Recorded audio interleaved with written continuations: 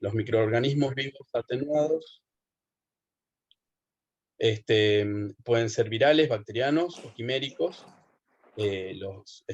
La gran mayoría de los microorganismos vivos atenuados son virales. Tenemos vacunas triple viral, varicela, Sabin, fiebre amarilla, fiebre hemorrágica argentina. Después tenemos como ejemplo de organismos vivos atenuados de forma bacteriana, la BCG, Bacillus calmette-guerin. Y en el caso del dengue, que es una vacuna quimérica, tiene componentes de la vacuna de fiebre amarilla, que también es un flavivirus al igual que el dengue, y componentes inmunogénicos propios del dengue, que van a desencadenar respuesta para esa vacuna.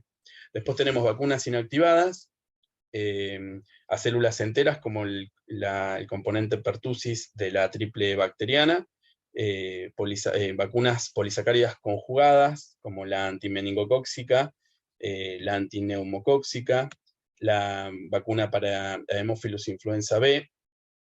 Estas son vacunas conjugadas, son de una de las nuevas generaciones de vacunas, y tienen mayor inmunogenicidad que sus precedentes polisacáridas exclusivas, ¿no? También tenemos vacunas que son recombinantes, son las clásicas, la hepatitis B y la de HPV. Vacunas parcelas antigénicas, como la forma acelular de pertussis. Toxoides, como la de difteria y tétanos. Y en este último tiempo nos acostumbramos a manejar conceptos de vacunas vectoriales y de ARN mensajero en base al desarrollo de vacunas para COVID. ¿Por qué es importante esta disquisición entre microorganismos vivos atenuados y vacunas inactivadas? Porque el riesgo de desarrollar efectos adversos a la vacuna en ciertos grupos de poblaciones van a ser mayores en aquellos que son microorganismos vivos atenuados. Entonces ya al poder clasificar la vacuna vamos a adelantarnos en cuanto a las posibilidades de efectos adversos y en algunos casos algunas contraindicaciones de vacunas. Como decía, estas vacunas a microorganismos vivos atenuados tienen mayor riesgo de efectos adversos, especialmente en los pacientes oncológicos, oncohematológicos, los pacientes trasplantados, tanto aquellos de receptores de células hematopoyéticas como trasplantados de órganos sólidos, embarazadas y pacientes con algún tipo de inmunocompromiso, sea tanto por enfermedad como por tratamiento, como por ejemplo los pacientes con HIV, aquellos en especial que no están bien controlados. Las vacunas tienen no solo una finalidad de protección individual, sino también una protección a nivel comunitario, en base a lo que se denomina protección de rebaño.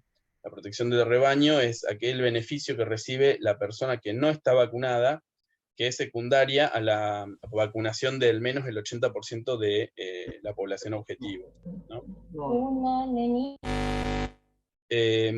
Y dentro de las generalidades también tenemos que mencionar qué es o definir qué es la oportunidad perdida de vacunación. Consiste en toda visita que realice una persona a una unidad de salud, un centro de salud, independientemente de su complejidad, donde se apliquen vacunas, y si esa persona no tiene un esquema de vacunación completo y no tiene ninguna contraindicación, y se va del establecimiento sin aplicarse la vacuna, eso se denomina una oportunidad perdida de vacunación, que pasa con mucha frecuencia.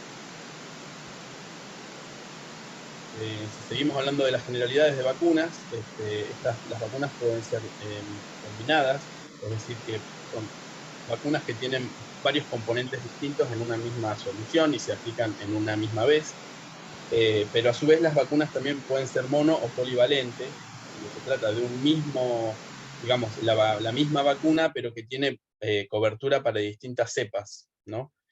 O serotipos, como por ejemplo la vacuna para neumonía. Tanto la forma conjugada como la polisacárida tienen entre 13 y 23 serotipos de cobertura. Esa es una polivalente. Lo mismo pasa con la vacuna para el meningococo, en el caso de la forma tetravalente, que tiene cobertura para las cepas AC, W135 e Y.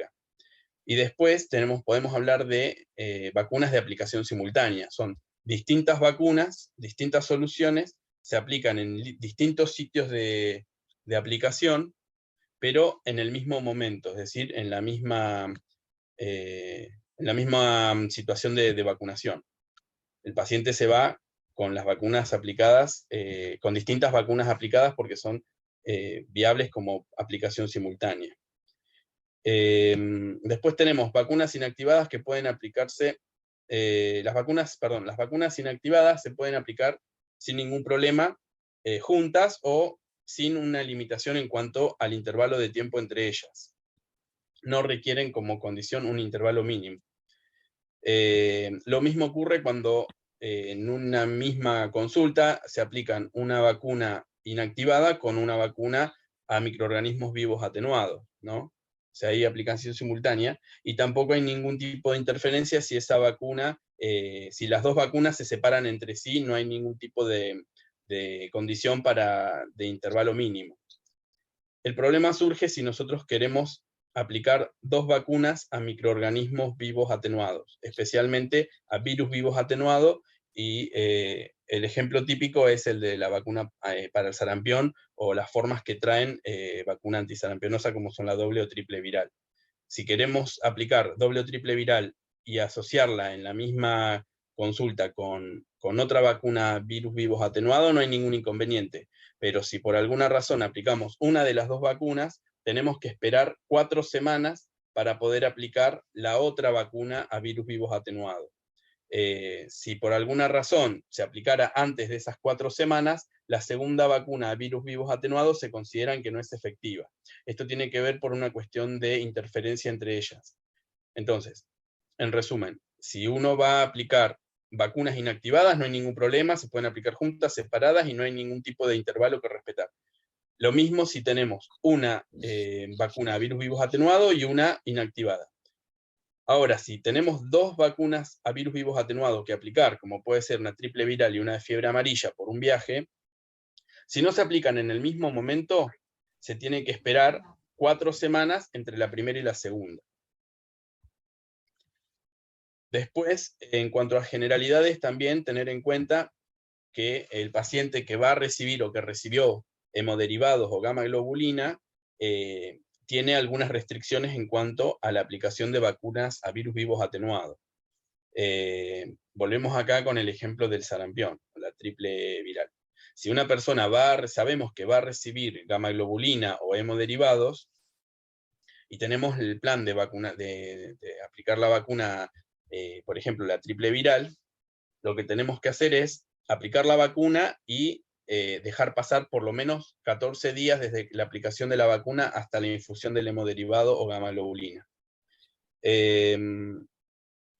Si lo que ocurre es inverso, primero el paciente ya recibió la gamma globulina o el hemoderivado, o esa gamma globulina es de aplicación tanto intramuscular como endovenosa, tenemos que respetar un mínimo de 3 meses hasta poder usar las vacunas a virus vivos atenuados, ¿no? Esto aplica solamente a las vacunas a virus vivos atenuados, no a las demás, a las inactivadas no hay ningún problema con esas. El tiempo, el intervalo es mayor, dependiendo si se usa gamma globulina, si se usa sangre entera, si el paciente está inmunocomprometido, o si se usa la inmunoglobulina de forma intramuscular.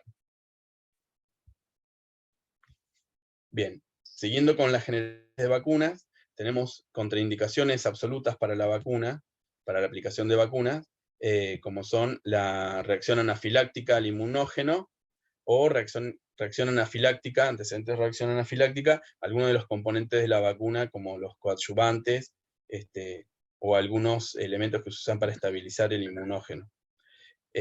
Otra de las contraindicaciones es que el paciente esté cursando una enfermedad aguda moderada o grave. No entra como una contraindicación el paciente que presenta un cuadro de enfermedad aguda leve. Eso implica incluso pacientes que hacen algún registro de febrícula, no fiebre, cursando algún cuadro respiratorio viral. Eso no es una contraindicación para vacunar. Hay que tener en cuenta eso porque muchas veces se nos pasan oportunidades perdidas de vacunación, considerando que estos pacientes no pueden recibir vacuna cuando en realidad es un error, ¿sí? un desconcepto. Después hay contraindicaciones relativas, sobre todo con pacientes que van a recibir vacunas a microorganismos vivos atenuados, como son el embarazo y el paciente inmunocomprometido. Eso lo aclaro porque si bien en las generalidades yo dije que no se debería o no estarían recomendadas estas vacunas a virus vivos atenuados en este grupo de pacientes, hay situaciones puntuales donde hay que personalizar la consulta y la indicación, y se pone en la balanza el riesgo-beneficio, y en algunas situaciones que yo después voy a ahondar un poco más, se pueden aplicar las excepciones a, a estas contraindicaciones, en estas contraindicaciones relativas. Y después existen falsas contraindicaciones, como les comentaba recién, enfermedad aguda leve, como por ejemplo un resfrío o un estado con un cuadro de vía aérea superior leve. Después, antecedentes adversos de efectos adversos a la doble o triple viral, la desnutrición o la prematurez. Bien, en cuanto a las vacunas en general, los efectos adversos son distintos. Hay efectos adversos que son generales y otros más locales relacionados a la aplicación de la vacuna, pero en general se denominan a todos los efectos adversos asociados a vacuna como ESAVI, que son las siglas de evento supuestamente asociado a vacuna o inmunización. Dentro de estos se clasifican en coincidentes, si no hay una relación directa con la aplicación de la vacuna, pero el evento ocurrió inmediatamente después de su aplicación. Atribuibles cuando sí uno sabe que hay una asociación, y después está la posibilidad del error en la aplicación de la vacuna, que puede tener que ver con la indicación desde el principio, y después al momento de la aplicación con una dilución incorrecta de la vacuna, o no se respetaron los plazos de cuando se abren frascos multidosis, o el tema de la temperatura de conservación y esas cuestiones más técnicas. Y esos efectos adversos pueden ser leves si no alteran las actividades habituales del paciente, moderados si modifican las actividades, pero no ponen en riesgo la vida, graves y letales si ocurre el fallecimiento del paciente por la aplicación de la vacuna. En todos estos casos deberían notificarse estos ESAVI. Actualmente la forma más práctica y directa de notificación es usar la página de CISA. Ahí yo dejé el link, se ingresa a una parte que es notificación de ESAVI, se completan los datos del notificador y después se completan los datos relacionados a la vacuna. Así que hay que tener toda la información a mano, como son el número de lote, obviamente datos personales del paciente y demás. También existe una forma de papel que se puede mandar por foto al mail del Ministerio de Salud. Como decía, los efectos adversos pueden ser sistémicos, como fiebre, mialgia, cefalea, exantema, convulsiones, o locales, con dolor, tumefacción y eritema, a nivel de la aplicación, de la zona de la aplicación. Bien, acá hay un cuadro donde se describe cuáles son las vacunas y sus efectos adversos más graves. En el caso de la vacuna oral para la poliomielitis está descrito la parálisis asociada a vacuna o la poliomielitis vacunal, con una frecuencia de un caso en 2.4 millones de dosis aplicadas. Actualmente ya no está en calendario nacional de vacunación la vacuna oral, la vacuna Sabin. Ahora está disponible en el calendario nacional solamente la vacuna parenteral, la IVP, que es la vacuna Salk, que es una vacuna antipoliomielítica inactivada. Así que no deberíamos tener más problemas relacionados con este tipo de vacuna. La triple viral tiene una baja frecuencia de efectos adversos, la mayoría son efectos adversos leves, pero bueno, pueden aparecer cuadros de encefalitis, y asociados sobre todo al sarampión y al virus de la parotiditis. Como les digo, es algo totalmente infrecuente. En cuanto a la triple bacteriana, los efectos adversos suelen ser locales, y muchas veces relacionado al componente pertussis, y más frecuente en adultos. En cuanto a Haemophilus influenza, solamente efectos locales. Y después tenemos la BCG, bueno, es bastante conocido el tema de la BCG-itis, de la aplicación de la vacuna en los recién nacidos, la formación de un nódulo que puede o no supurar y asociado a adenopatías satélite, muy dolorosas, fiebre y otros efectos relacionados a ese sitio de aplicación. Esto para dar un pantallazo. Acá les muestro lo que es el calendario actual de vacunación nacional, como una presentación de las distintas vacunas. La BCG se aplica en una única dosis al momento del nacimiento, al igual que la hepatitis B. Después contamos con la vacuna para neumococo de 13 serotipos, que tiene 3 dosis. En los niños, ¿cómo es? En los menores de un año tiene estas 3 dosis, a los 2, 4 y 12 meses. Tengan en cuenta que en adultos es distinto el esquema, que después se lo voy a detallar. Después la vacuna quíntuple, que tiene justamente 5 componentes, difteria, tétanos, pertussis, y tiene Haemophilus influenza B y hepatitis B. Son 3 dosis y un refuerzo, 2 refuerzos, que el segundo es sin el componente de hepatitis B. Como les decía acá, la forma intramuscular de la vacuna para poliomielitis, la SALC, antes, o sea, hubo una transición con algunas dosis del componente de poliomielitis, de vacuna de poliomielitis oral, y otro intramuscular, y actualmente ya está totalmente reemplazado. La vacuna oral no está más en el calendario, y se mantiene el mismo esquema de vacuna. Después para rotavirus, una vacuna oral, 2 dosis. La vacuna para el meningococo tetravalente conjugada, que tiene 2 dosis y un refuerzo. La antigripal es en menores de 2 años y en mayores de 6 meses.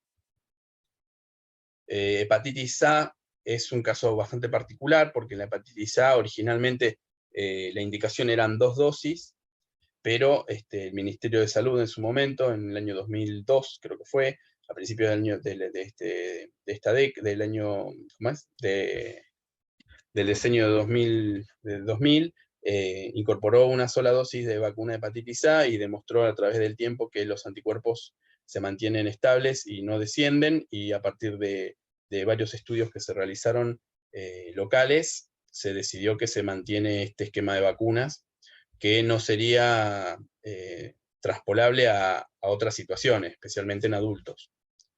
La vacuna triple viral es, como les decía, virus vivos atenuado, tiene la primera dosis al año y después al ingreso escolar. La varicela es algo parecido. Y después tenemos la triple bacteriana celular, que tiene indicaciones bastante puntuales. Tiene 2 refuerzos a los 5 y a los 11 años, y después cada 10 años, en forma de doble adultos. Y en las embarazadas a partir de la semana 20 de gestación.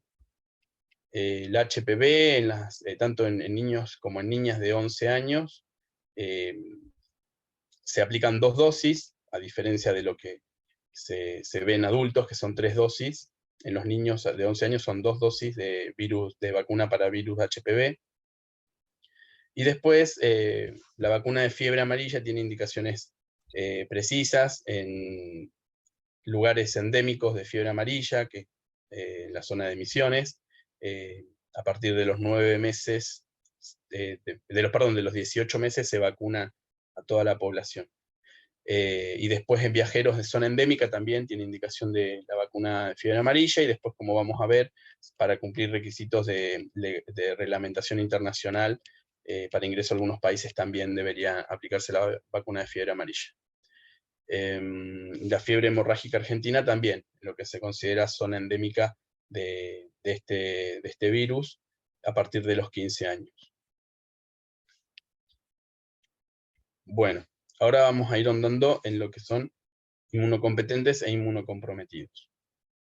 Básicamente el esquema de vacunas que debe recibir un paciente inmunocomprometido consiste en un esquema de vacuna antineumocóxica siguiendo la forma secuencial, la vacuna triple bacteriana celular, la vacuna de hepatitis B, la vacuna antigripal, especialmente si estamos en la estación correspondiente, aunque este año nos sorprendió a todos el brote de gripe, ahora en septiembre-octubre, pero bueno, habitualmente el periodo de vacunación es marzo-abril.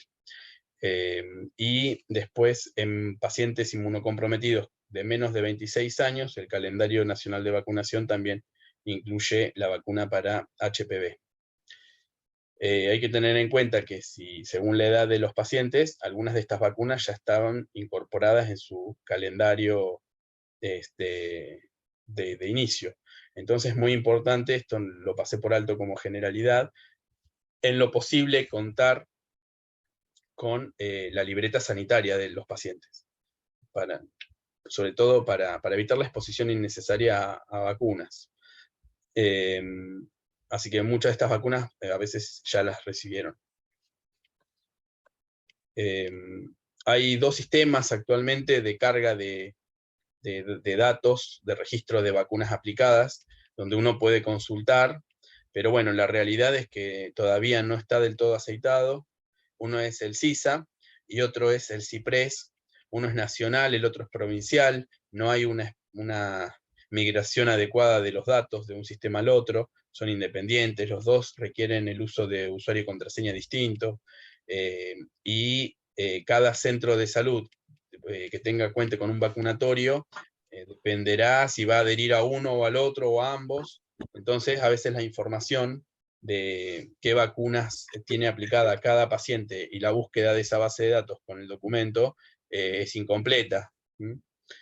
Sería lo ideal que exista una única base de datos con todas las vacunas, así nosotros podemos saber qué vacunas recibió ese paciente independientemente de que tenga o no la libreta sanitaria, porque sabemos que en muchísimos casos no cuentan con la libreta, se perdió, se rompió o no la traen a las consultas.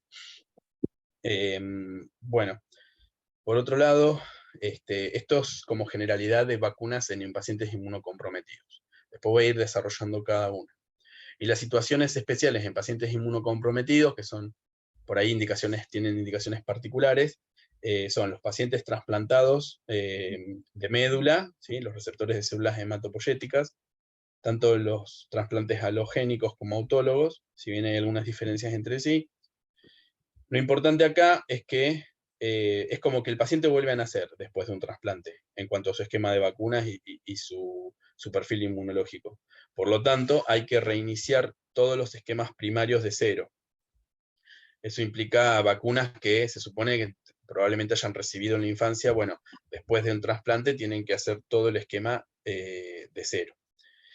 Otra situación particular en cuanto a los inmunocomprometidos son los pacientes asplénicos, tanto aquellos que presentan una asplenia anatómica, es decir, que fueron operados del vaso o sufrieron ruptura y posteriormente una esplenectomía, como aquellas situaciones donde el vaso no funciona como tal y no actúa como un órgano inmunitario, por más que esté presente. Entonces, en cualquiera de esos tipos de asplenia, hay que pensar que no nos puede quedar afuera la cobertura, la protección mediante vacunas de gérmenes capsulados. Básicamente meningococo, neumococo y Haemophilus influenza. Y después otra situación especial de vacunas en inmunocomprometidos son los pacientes que van a recibir una inmunosupresión, seguramente mediante algún tipo de tratamiento, ¿no? Y ahí tenemos diferentes situaciones, pacientes oncológicos, pacientes reumatológicos. Hoy por hoy, la mayoría de las especialidades manejan tratamientos biológicos con anticuerpos monoclonales, que muchas veces, aparte de controlar y modular la inmunidad, también generan como efecto colateral un estado de inmunosupresión. Entonces, si eso es programado y nos da el tiempo suficiente, tenemos que hacer toda una evaluación, que no solo consiste en las vacunas, sino también en una tarea preventiva para evitar la reactivación de enfermedades como una consecuencia del tratamiento que vayan a recibir. Pero bueno, un pilar de esa evaluación son las vacunas, ¿no? Siempre sabiendo que la respuesta inmunitaria que va a tener un paciente a las vacunas va a ser significativamente mayor cuando está sin tratamiento inmunosupresor que una vez que ya ese tratamiento está iniciado.